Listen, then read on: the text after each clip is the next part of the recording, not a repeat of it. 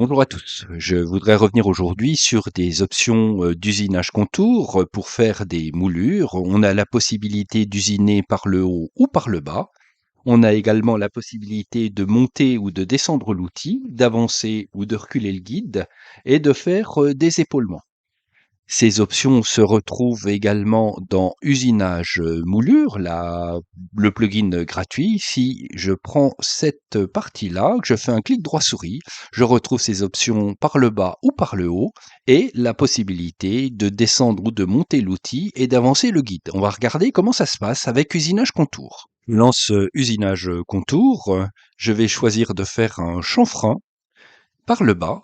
Je vais indiquer la face sur la table. Clic droit souris, lancer l'usinage, j'ai bien mon chanfrein. Si à présent je sélectionne la fonction par le haut et que je fais un clic droit souris et annuler et refaire, ma face sur la table est bien celle-ci et par contre l'usinage s'est fait sur l'autre face comme si j'avais usiné avec ma toupie par le haut. Cette option donc évite de tourner la pièce. Si je regarde mon modèle de chanfrein, je suis ici sous Plugins, je vais dans VMS Up Extension, Tools, Machining, et je vais trouver mon chanfrein, CH4510, le voici, je l'ai chargé, l'origine du chanfrein est à l'origine du modèle, et on va donc enlever la partie matière qui correspond à la face bleue. Si je regarde à présent un autre fer, une mouchette, je vais ouvrir cette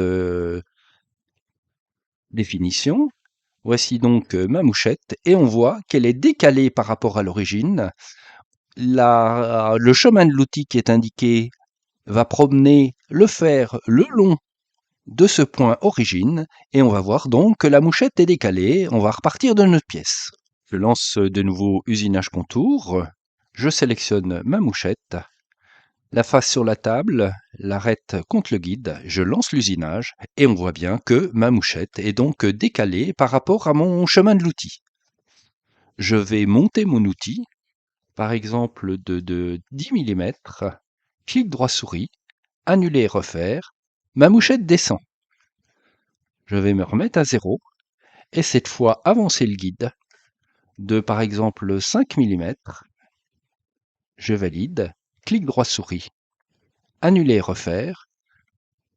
On voit très bien qu'on a pris moins de matière. Si je reprends à nouveau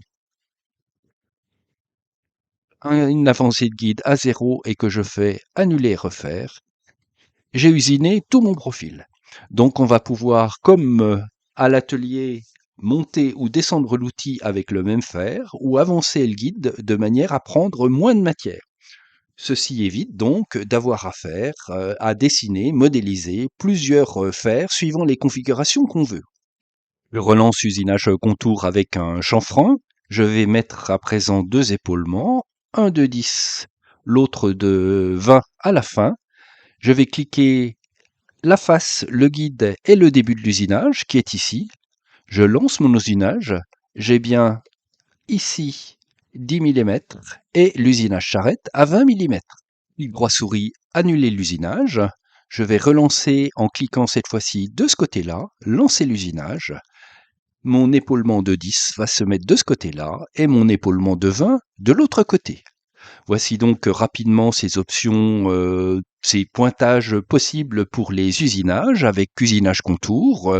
Ce sont les mêmes options que l'on retrouve avec la version gratuite de Usinage Moulure. Bonne utilisation des extensions VMS Up et à très bientôt.